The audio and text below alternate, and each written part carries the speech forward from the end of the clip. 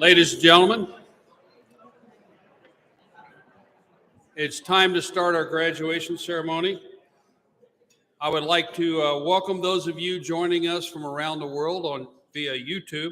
I am Jim Brown. I am the president of National Test Pilot School and your host for this graduation ceremony. Thank you for logging in from around the world to show your support for our soon-to-be graduates.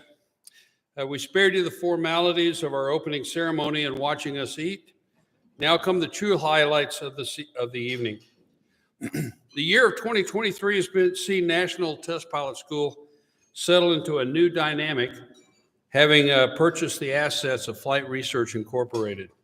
Now the enterprise of NTPS consists of two arms, the school operating as NTPS and Flight Research International, which retains the FRI name. Our infrastructure update is complete for now. We're under contract to populate our simulator facility in time for the 2024 Flying Qualities modules. This will consist of variable stability fixed wing and rotary wing simulators in a fourth generation F-16 style cockpit. These will greatly enhance our instructional and research capability. Our manning continues to improve with qualified, experienced, and enthusiastic instructors. Dr. Rodriguez continues to lead our research arm with strategic partnerships established, including the Federal Aviation Administration, Systems Technology Internet Incorporated, Politecnico de Torino, California Polytechnic University, San Luis Obispo, Purdue University, Flight Level Engineering, the Italian Research Council, Gulfstream, and the Indian Air Force Test Pilot School. Our guest speaker tonight is the Honorable Bob Beeler, Major General, U.S. Air Force, retired. General Beeler served 31 years in the U.S. Air Force and completed his military service in 2003. He's a graduate of the University of Oklahoma, where he received BS and MS degrees in aeronautical engineering or aerospace engineering, has an MBA from Marymount University, and was a postgraduate national security fellow at Harvard University's JFK School of Government. As a U.S. Air Force experimental test pilot, he flew more than 65 aircraft types and operationally flew worldwide reconnaissance missions in the SR-71 Blackbird. He's the fastest guy here, no doubt. Mr. Beeler is a fellow of the Society of Experimental Test Pilots and an associate fellow of the American Institute of Aeronautics and Astronautics. As a presidential appointee and confirmed by the U.S. Senate, Bob was sworn in as Director of Operational Test and Evaluation on December 11th, 2017. He was a senior advisor to the Secretary of Defense and Congress. Currently is a senior leader consultant for Pratt & Whitney Military Engines and a member of the Board of Trustees of the National Test Pilot School. He has served as the Chief Operating Officer and Deputy Director of the Carnegie Mellon University Software Engineering Institute, General Manager of Johns Hopkins University Applied Physics Laboratory, and General Manager and Senior Vice President of the MITRE Corporation. And he also has been on several National Research Council studies for the National Academy of Sciences. His awards include the 2022 Walter Hollis Award from the National Defense Industry Association for lifetime contributions and achievement in defense test and evaluation, the Norwegian National Defense Medal, I bet there's a story there, Defense Distinguished Service Medal, Department of Defense Medal for Distinguished Public Service, and 2 air medals for sustained aerial combat. Ladies and gentlemen, I'd like to introduce the Honorable Robert F. Beeler.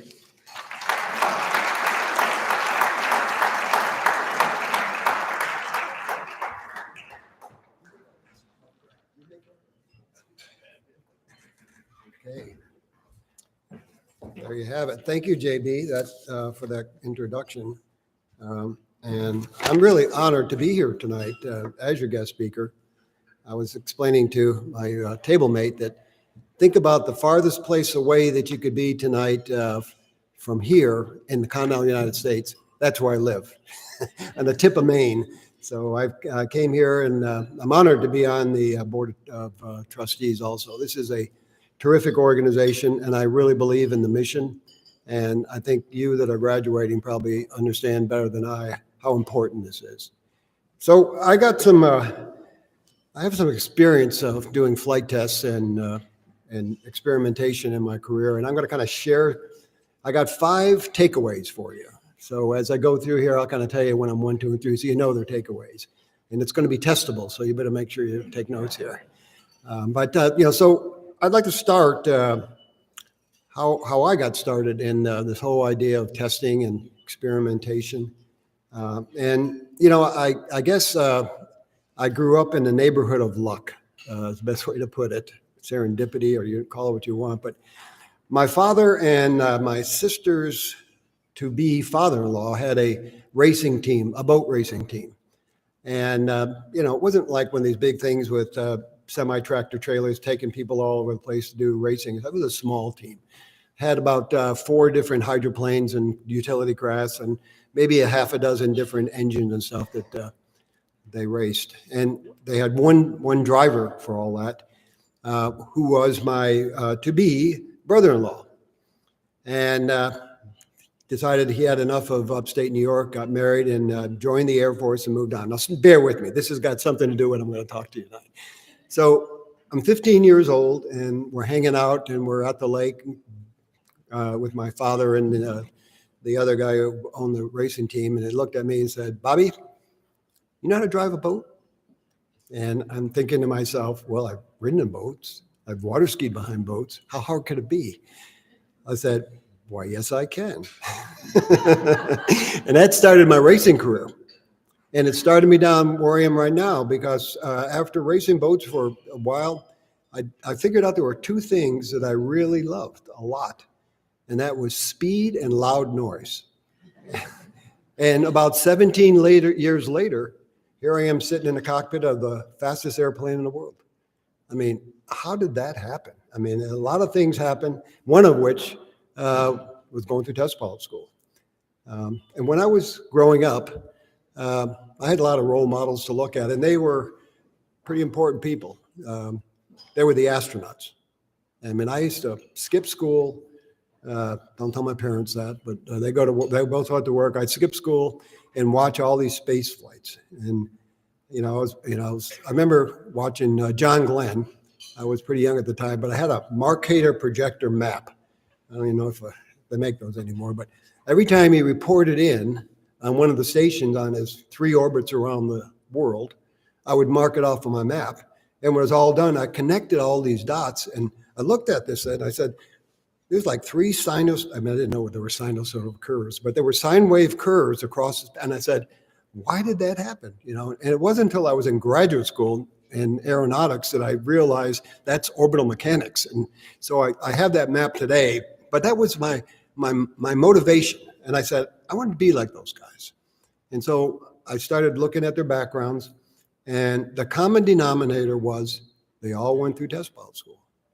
So I said, if I want to be an astronaut, I better go to test pilot school. So I did that, and 3 times I was a finalist for the program, and the last one was pretty good. John Young called me up, and I was flying the SR. I was over England or someplace like that. Unfortunately, a few days later, Challenger blew up, put the program on a big halt, and so I stayed flying the SR, which wasn't a bad deal. So that's how I got started. In the test world, I just got into I was pretty young going to test pilot school. I think primarily because of my education. There's a lot of stories about that, but I was basically aero major and majoring in structures and heat transfer. And at that time, it was about when we just started using composite technology to build airplanes. Now, all you folks that are graduating tonight know that when you pull G's on an airplane, the tips normally increase the angle of attack. Not with composite technology, because you could design it so you would actually decrease the angle of attack. And that was what we were thinking. We had forward step wings and all kinds of stuff. And that was kind of what we're doing. It was just at the beginning of fly-by-wire F-16. So we started making electric jets and testing them out there. Routine flights in the space shuttle into space.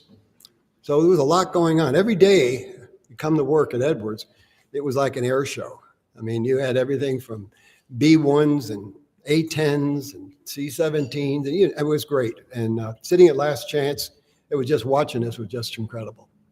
Today, I look around at what's going on at Edwards, and right now it's going in the direction of hypersonics and unmanned autonomous aircraft. That's the future. And so I'm going to give you some takeaways here, and one of them, you got to pay attention to stuff like that. So let's start with the first part, and that is, when I was a test pilot, I was a linear test pilot. It's kind of pejorative to say that, but I was, and that was, we were flying reversible flight controls. When I went through test pilot school, I was flying the T-Bird, all cables and pulley. You go out to the wing, hold the aileron, the stick will move back and forth.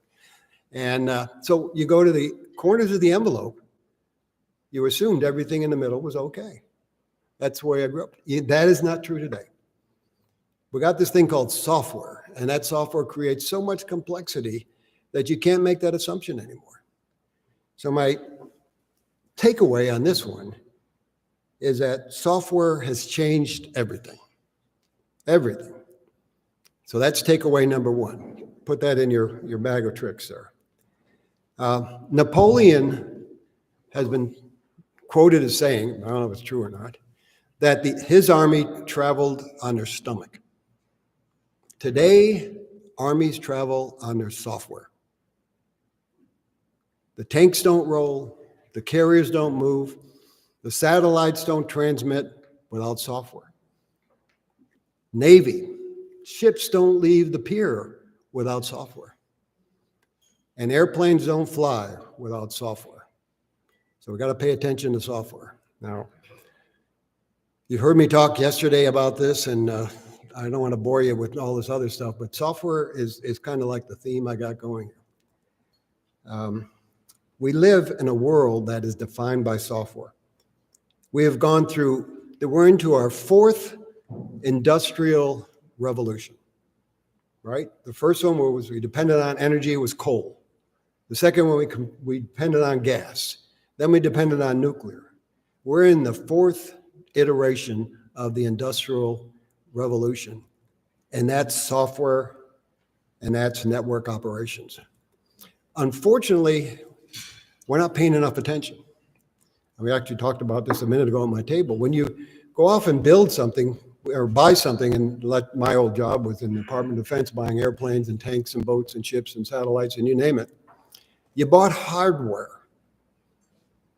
And the budgets were made on buying hardware, but it was really the software that made a difference. So if we have a weapon system today that's not working out real well, and we got a lot of them, a lot of it's due to software is not right. So in this revolution, industrial revolution of software, we got to build the software first and then build the hardware to go with it. I mean, if you buy a Tesla, that's the way Elon Musk did it. They wrote all the software first. They had a software integration laboratory. They know it all going to work. They could do this stuff. They could do automatic driving. And then they decided, what do you want this car to look like? They put a pretty good design, but that's how you do it. That's what we're going to have to think about. And that's what you, as new test pilots and two flight test engineers, need to think about. How good is the software?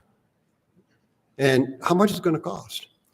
And so we're in a dilemma. So we're in that industrial revolution 4, but we really haven't grasped that yet. So remember that takeaway number 2 is that you need to embrace software and understand software.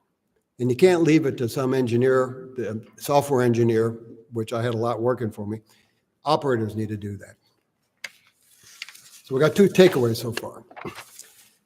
The next one is, you want to dance? How do you shut that off? Was it this thing here?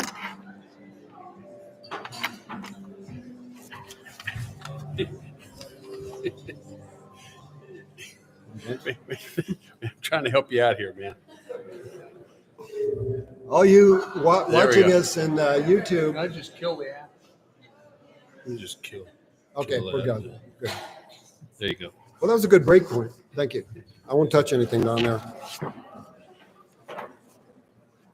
So where was I? Okay, so there's no lack of work right now for flight test. There's so much work happening. I mean, the commander out at Edwards here at the test center basically says that he has a tsunami of test work arriving on his doorstep. Probably something he had that we haven't seen since the 60s. This is a once in a generation surge in testing. I mean, if you just read the material, we just had the B-21 land there, and we're going to start testing. The T-7 got there, and we're starting to test it. He thinks that they're going to have up to 8 B-52s on the ramp doing testing pretty quick. Then we have the Vista, the X-62 variable stability. That's being flown. Now we're going to get into the new stuff. Collaborative combat aircraft. Loyal wingman. I'm going in combat. I'm in one cockpit, and I got 4+ UAVs autonomously going to do all the hard work. Electronic warfare, deployment of weapons, maybe even air refueling. But that's the work that's out there right now, including things like hypersonics. And then you look into the classified books, if you can, there's so much going on. And soon we're going to have the next generation air dominance system. There's going to be a lot of people working on that. So right now he estimates that he has only a third of the amount of people he needs out of that base to do this tsunami. So there's a lot of work to do. And I'm sure it's the same way around the world, not just here at Edwards Air Force Base. So we're coming up on takeaway number 3. And that is, you got to be aware, is that testers are not always appreciated, and you got to basically explain a lot to your leadership of why testing is important. Because there'll be all kinds of people pulling at you. I can tell you for a fact, when I was in the Pentagon doing the testing, I mean, I had contractors, I had program managers, I even had operational commanders. They didn't want to hear about tests because, test is going to slow things down. So remember that you're going to have to keep pounding the table. Testing is important, and I'm going to tell you why here in a second. That's number 4 takeaway. So here's the hard question for all you graduates to be. Why do we test? Why do we test? Is it to kill programs or save money? Or, we look at our test programs now, they're years long. We do developmental testing, then we do contractor testing, with developmental testing, and then we do operational testing, all sequential. And we've been doing that for 50 or 60 years. We got to mash that together. And one thing I tried to do before I left the Pentagon was to combine DT and OT. When we're doing a test, we need to have an operator there.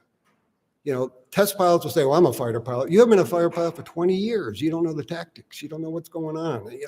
We got to have operators in there. So the reason why I think we test is something that I explained to when I got to that hearing stuff, Senator McCain. I said, we test, he asked me the question, why do you test? I said, we test to minimize the maximum regret. We minimize the worst thing that you can possibly do. That's why we test. Or possibly happen. That's why we test. And if you're a program manager, the maximum regret is they kill your program. If you're the Secretary of Defense, the maximum regret is you've lost your money to support that new system. But if you're a fighter pilot in the cockpit, the maximum regret is you're not going to go home and play soccer with your kids when you get home. So when you're testing, you got to think about that individual in the cockpit or whatever system you're testing. And I said this yesterday, and I want to repeat it because it's so important to me as a tester, is that when you go into combat, if you ever have to go into combat, God forbid, there are 3 imperatives. The first imperative is you have to believe in yourself. You have to believe that you've been trained properly, you know it, you're ready to go. And the people we have out there flying those jets are the best in the world. And they know it, and they believe it, and that's good. The second thing is you got to believe that I'm going in to do something really important. I wouldn't be doing this arbitrarily, and they wouldn't send me there unless it was really important. The third thing is you got to believe in your weapons and equipment. And that's the job of a tester. You're not working for the program manager. You're not working for the VP of the company. You're working for the person that's going into combat. And that's something that we kind of forget once in a while because we're under a lot of pressure. So that's takeaway 4. We test to minimize the maximum regret. You're entering a very, very unique profession. It's serious. It's vitally important. And sometimes it's pretty exciting, and it can be dangerous. I'm married to a former Air Force officer. She flew in Aerovac, and she knows what combat's all about. And she used to tell me, before I flew a test sortie, or when I went on a combat mission, the SR-71, she would say, basically, don't screw it up. Sometimes she'd use more colorful language, too.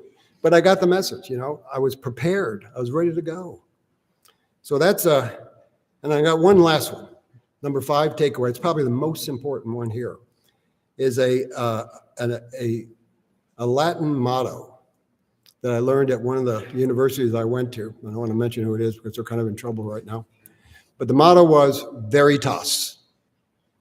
And anybody who knows Latin can probably tell me what that means. But what it means to me, veritas is seek and speak the truth. And isn't that really what a test pilot does and a flight test engineer? Is go in there and speak the truth. And don't forget, you're working for the person in the cockpit when it's all over. So with that, I will congratulate all the graduates and thank all the people that supported you and all those that are watching on YouTube. Thank you for all the support you've given them. And it's well worth it. Thank you very much.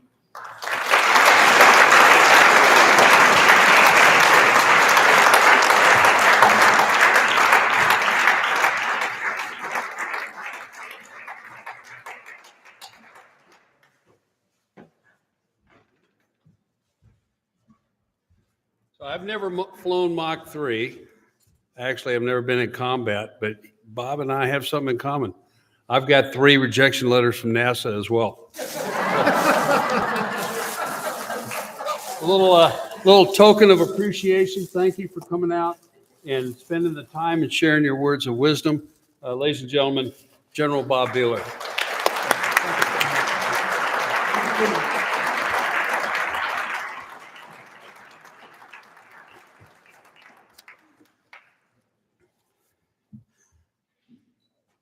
Now's the important part. Joining me on stage to present the graduation materials will be Luca Campello, our Chief Operating Officer, and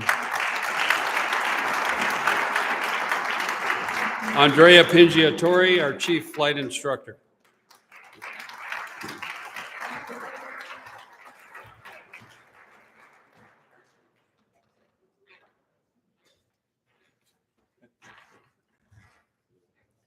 Each graduate will receive a professional course graduation plaque and a certificate attesting to their qualification as a test pilot or flight test engineer.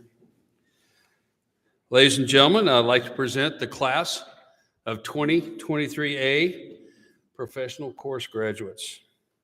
Flight Lieutenant Alistair Ross Brown.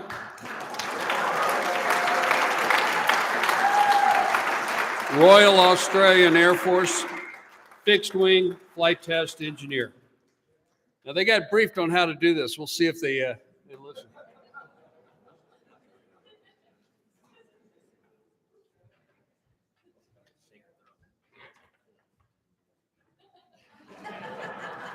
He listened.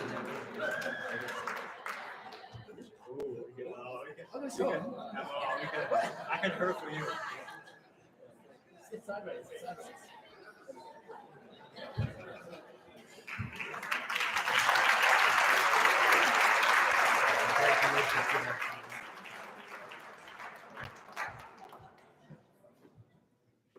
Flight Lieutenant Fraser Evans, Royal Australian Air Force.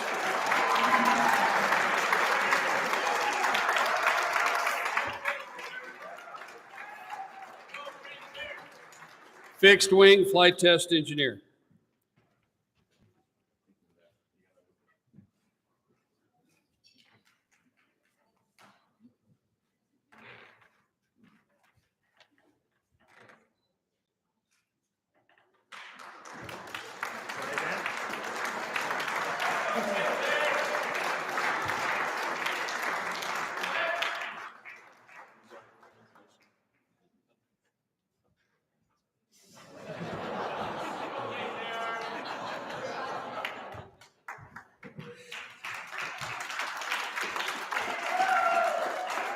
You'd think after a year beating them over the head, they'd get it, but no, I guess not.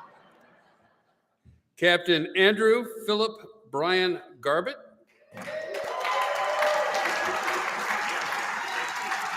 AETE Canada, Rotary Wing Flight Test Engineer.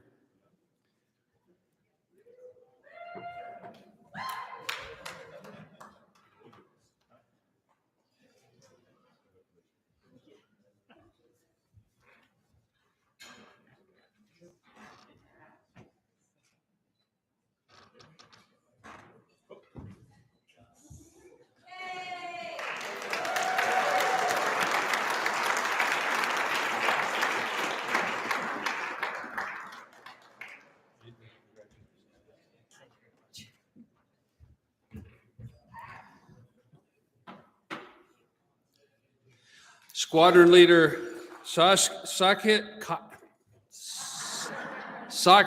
Kumlet, Royal Thai Air Force, Fixed Wing Test Pilot.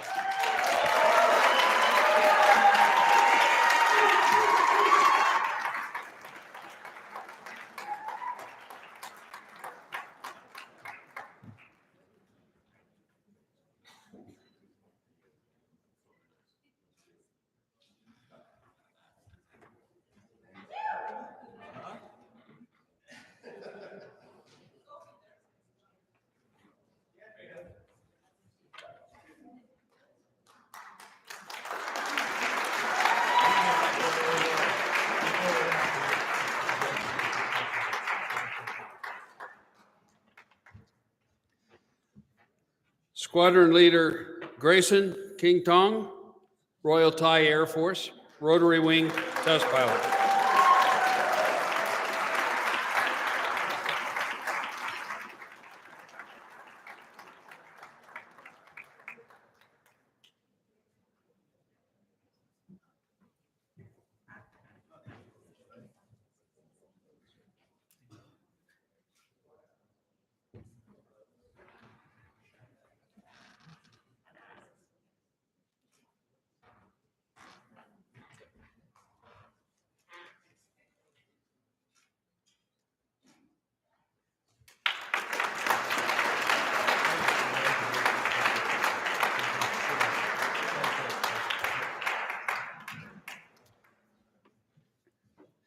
Flight Lieutenant Alexander Medoyevich, Royal Australian Air Force.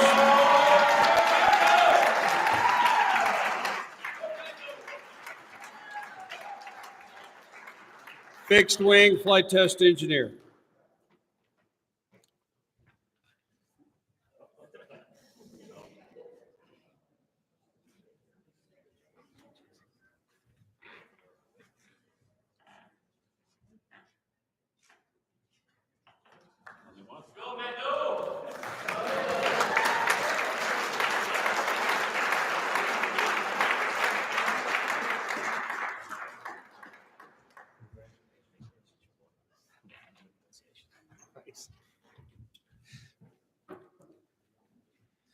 Captain Adamo Marola, Italian Air Force.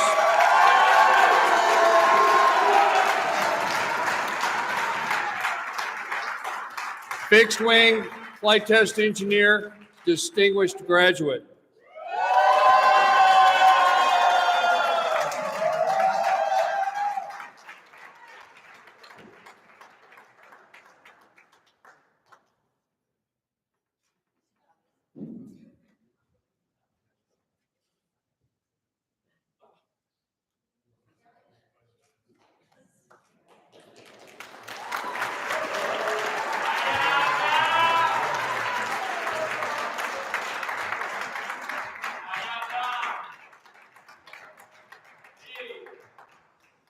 Flight Lieutenant James Alexander Shelton, Royal Australian Air Force.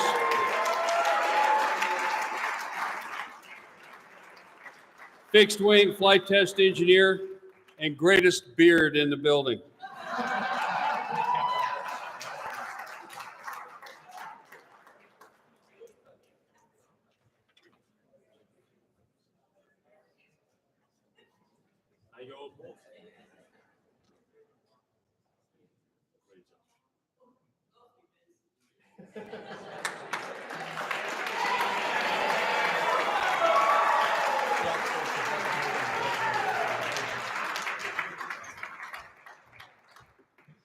Flight Lieutenant Andrew Luke Willersdorf, Royal Australian Air Force fixed wing test pilot.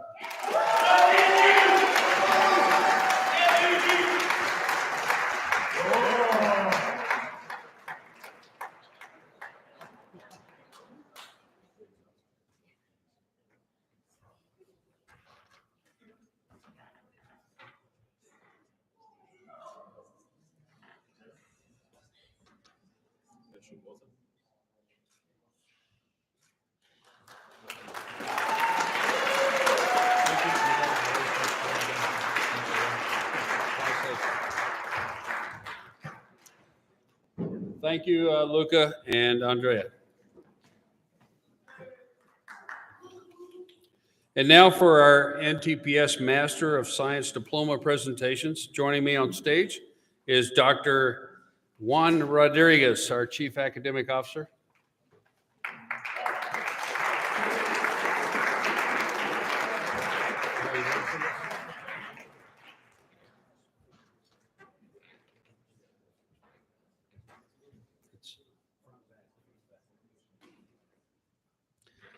Alistair Ross Brown, Master of Science in Flight Test Engineering.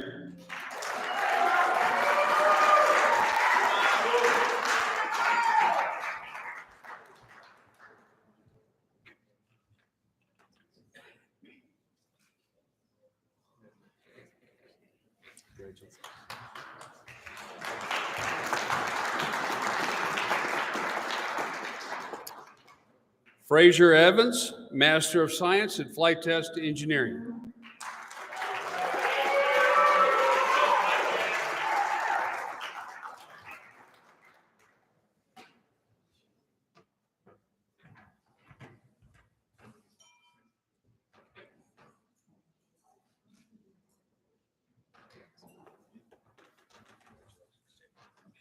Now you're smart.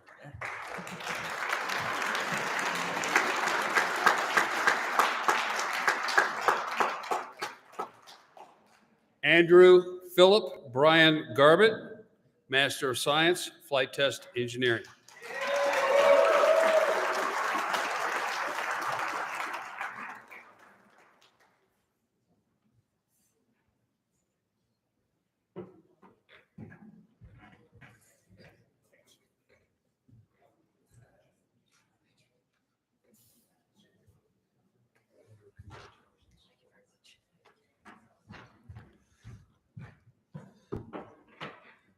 I'll do it right this time.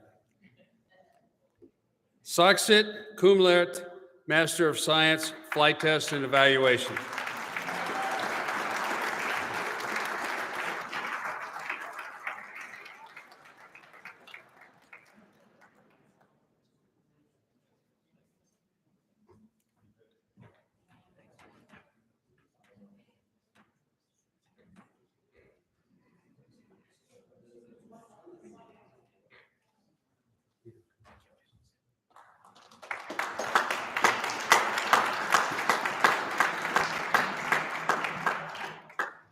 Grayson King Tong, Master of Science, Flight Test Engineering.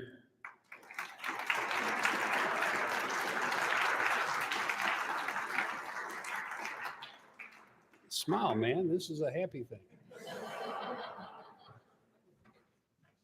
We've been beating on him so hard.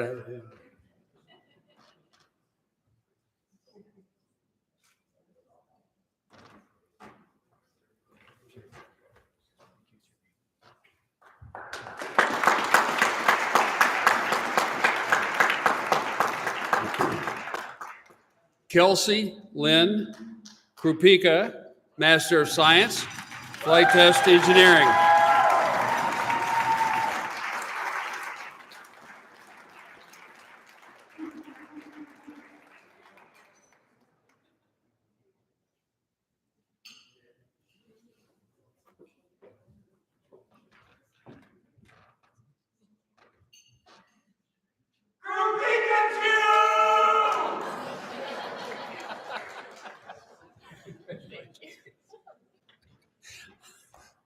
Okay.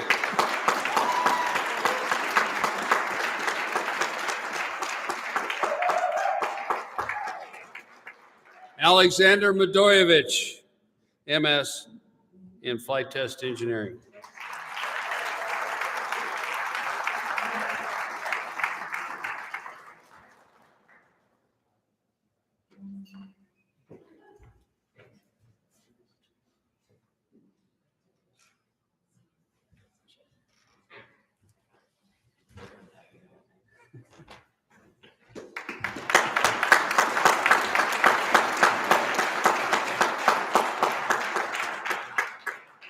Adamo Marola, Master of Science, Flight Test Engineering.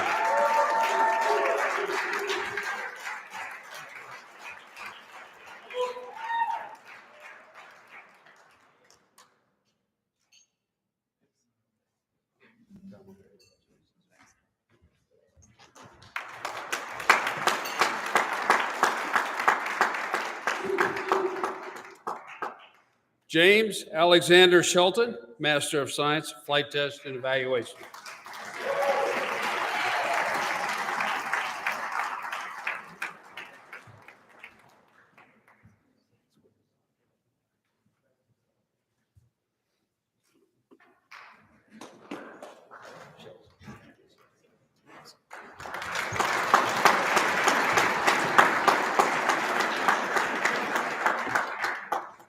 Thank you, Juan. Thank you, Jimmy. Oh, one more item. We have amongst us a graduate who has already received his diploma in absentia. Only one thing remains. Vikran, come on up here and get your swag, buddy.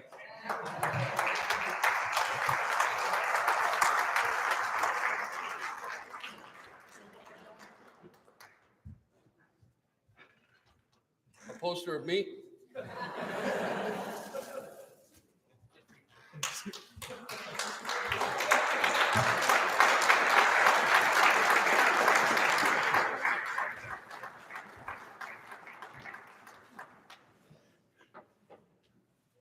He's in my office going, "Where's my stuff? Where's my stuff?" We got your stuff, man. In absentia, we have the following graduates. Category due Flight Test Engineers course, Rotary Wing. Kodai Shibata, Airbus Helicopters Japan, a Rotary Wing Flight Test Engineer. We have a Category 1 Bridge course, Lead Flight Test Engineer course, Fixed Wing. Alejandro Perales Reed from Airbus Defense and Space Spain, Fixed Wing Lead Flight Test Engineer. And Pedro Rodriguez Cubino, Airbus Defense and Space Spain, Fixed Wing Lead Flight Test Engineer.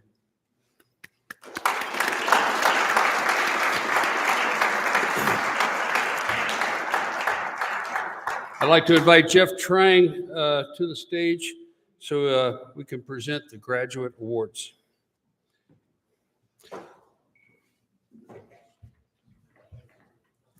Ron Bradley was a U.S. Air Force veteran, U.S. Air Force TPS graduate, and one of my instructors in test pilot school.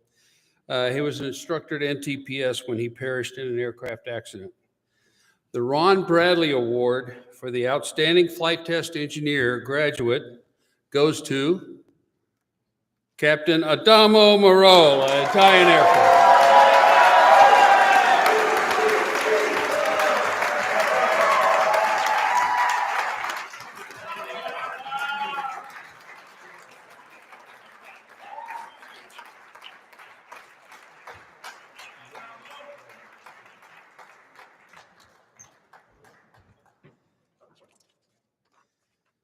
We have the National Test Pilot School Flight Test Instrumentation Award. That goes to Flight Lieutenant Andrew Luke Willersdorf.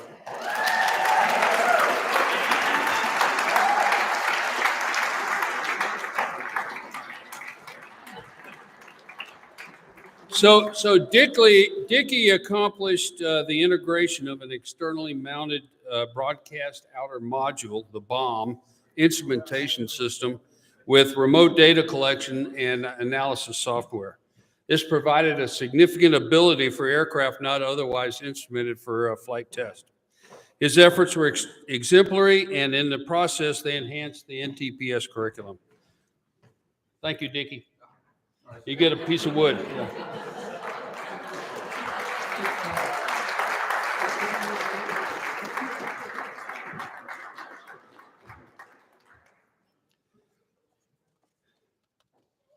This is the part that terrifies any of us NTPS staff. But to make remarks on behalf of the graduating class is Flight Lieutenant Alastair Brown, Royal Australian Air Force. Alastair.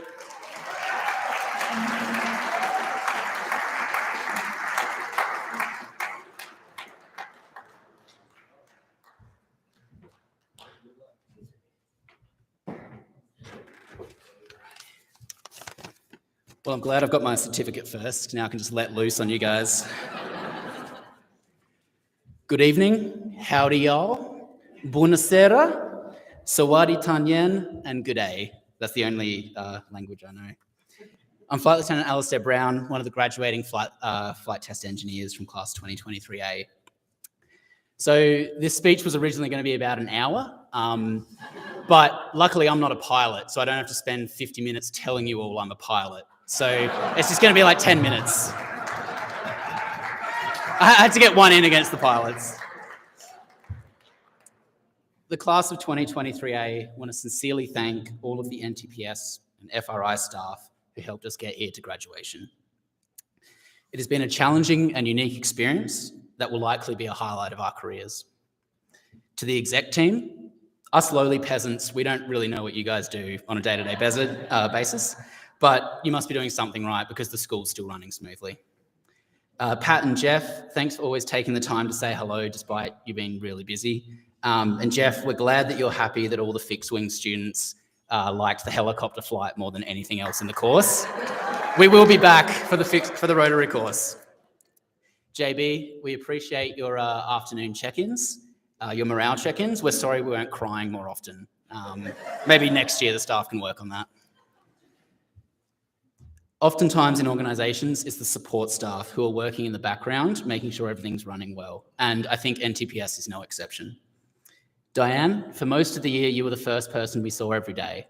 Your big smile and wishing us a great day, slightly lessened the blow of sitting through 10 plus hours of lectures or debriefs with fudge. But then you moved to the ops room.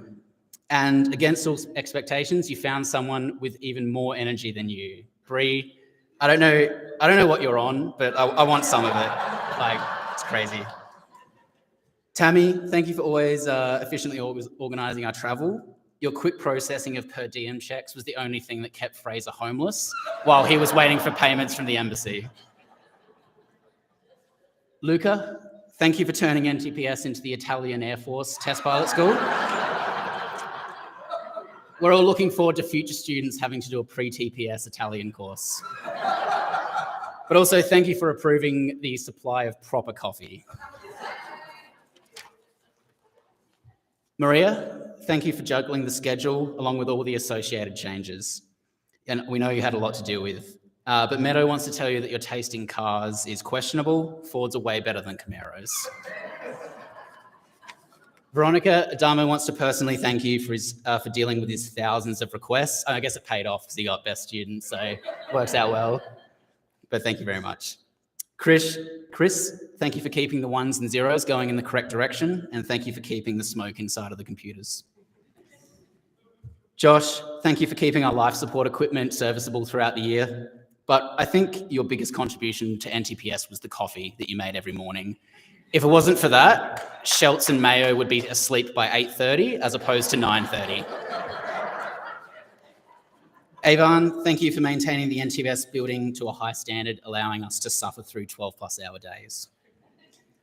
To the FRI maintenance team, George, Tim, Andy, Rob, Cam, Dave, Jake, Angel, Gabe, and Jesse, thank you for maintaining the aircraft we use. Thank you for bringing us water after a sweaty flight in the Impala on a 100+ degree day. Thank you for making sure that the engineers didn't accidentally create a noose out of the ejection seat straps. To the FRI support staff, Jane, Jen, Jessica, Jay, Jill, and Shauna, there's a lot of J's in there. Thank you for all the work that you guys do in supporting NTPS. To the free labour, sorry, that's meant to say graduate assistants. Kelsey, Chaska, Kate, Paul, and Olivia, thank you for putting up with our dumb requests that we were too embarrassed to ask the instructors. And thank you for helping teach the instructors how to turn a computer off and on again.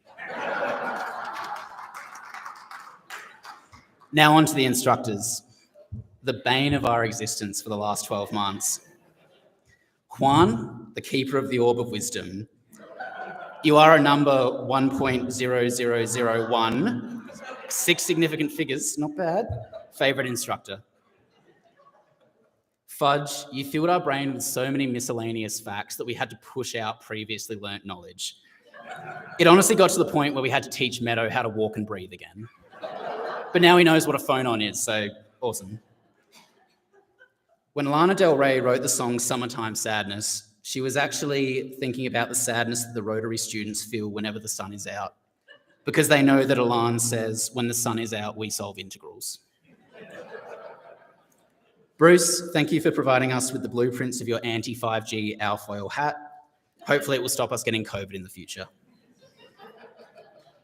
Franger, we still aren't sure if when you say good, we're learning, if you're genuinely proud of us, or if you're just so disappointed that we've taken like 12 months to understand basic concepts, sorry, not comments. But I mean, the joke's on you, we've graduated, so. Also, Dickie said you need to do more leg days at the gym. Andrea, thank you for being the only person in the history of safety days to make safety days funny. Jezza, it is true that your hips don't lie. Thank you for bearing the brunt of Dickie's attention, affection, and pranks this year. You truly took one for the team. Wiper, you said that we will miss you. And I think you're right. I think we will miss you, especially your practical demonstrations, like the time that you demonstrated the correct technique, how to blow a landing gear tire.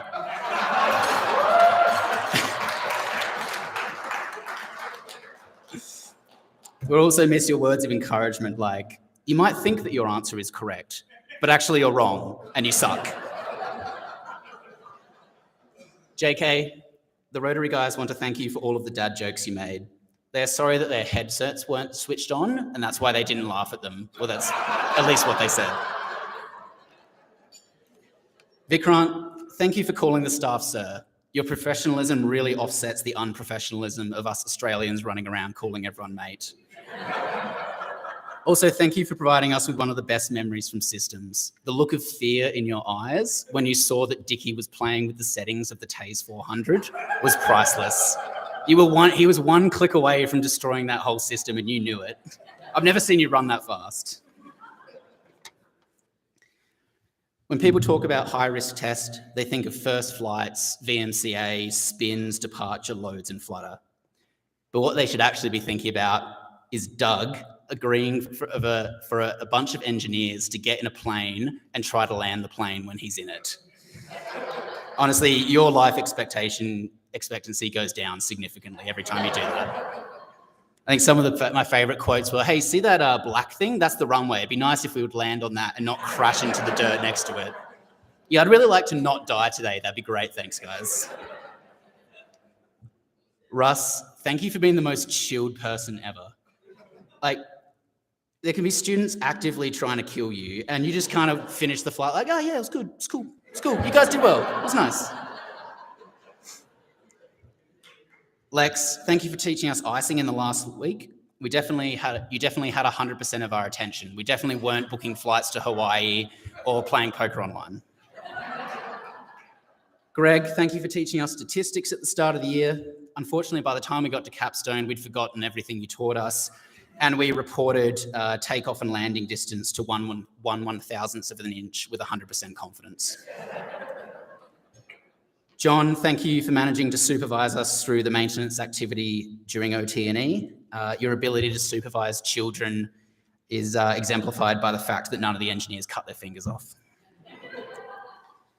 Last but certainly not least, to our partners and family, thank you for supporting us through this challenging year. Thank you for understanding that sometimes we couldn't give you the attention that you deserved. And thank you for making our lives special.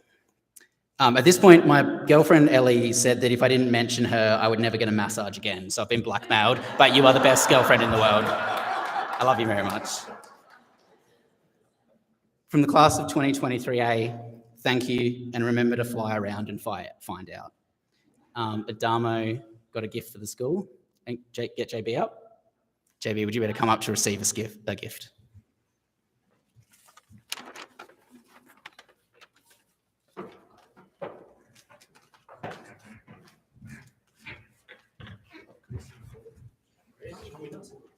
Yeah. Can we open this up?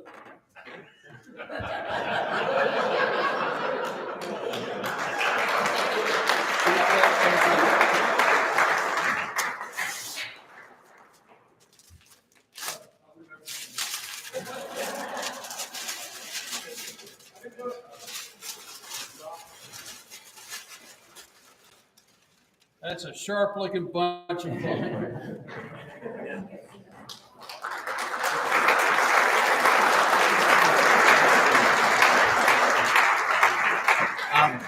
I think Fraser and Meadow put together a video, so if we can roll that. Thanks very much.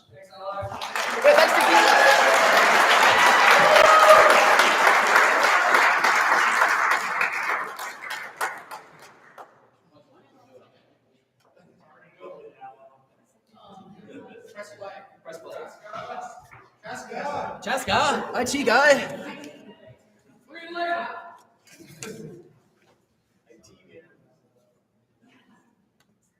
This one? Yeah, sweet.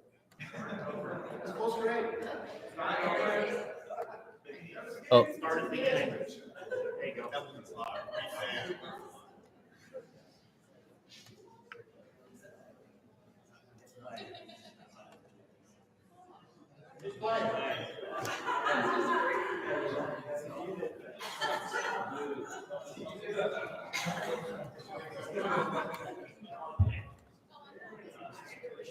Here we go.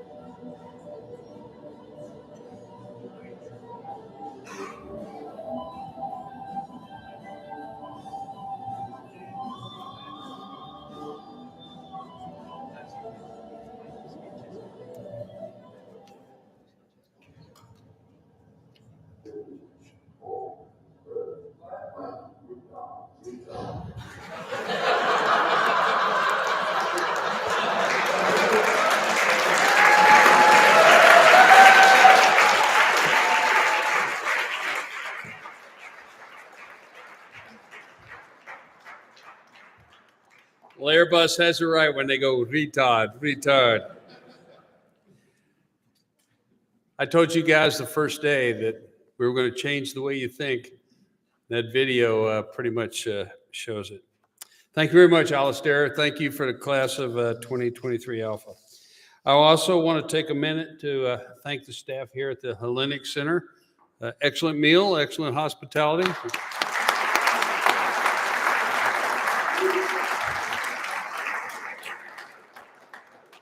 The irreplaceable Chris Collins and Chaska Moon for providing the IT support and setting up all the electronic part of this.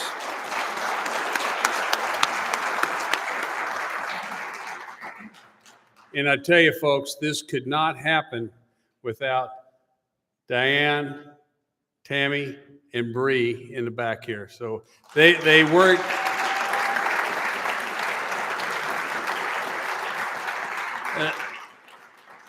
The front office was a blur all week long, and all the attention to detail and everything. And ladies, I can't thank you enough. Really appreciate your efforts. And please pass on to Veronica our thanks to her as well. All right. First and foremost, when we're done, graduates, please meet up here for a class picture. Okay, this is the last time all of you are going to be together, so let's capture that with the ones and zeros. All right, Alistair, what'd you do to my papers? I'm back on page 1. Uh-oh. Time to panic.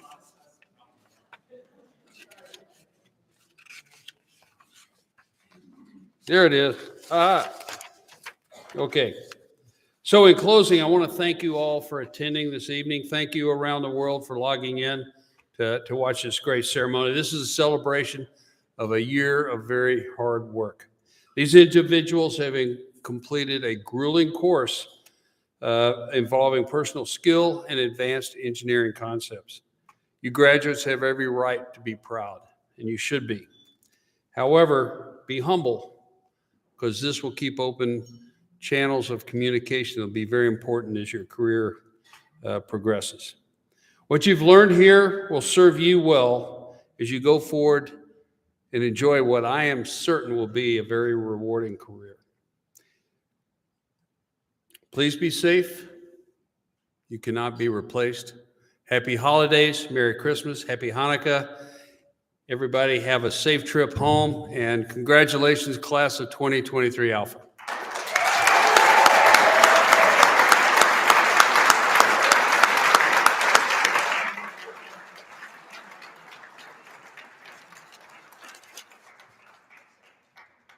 I'm done.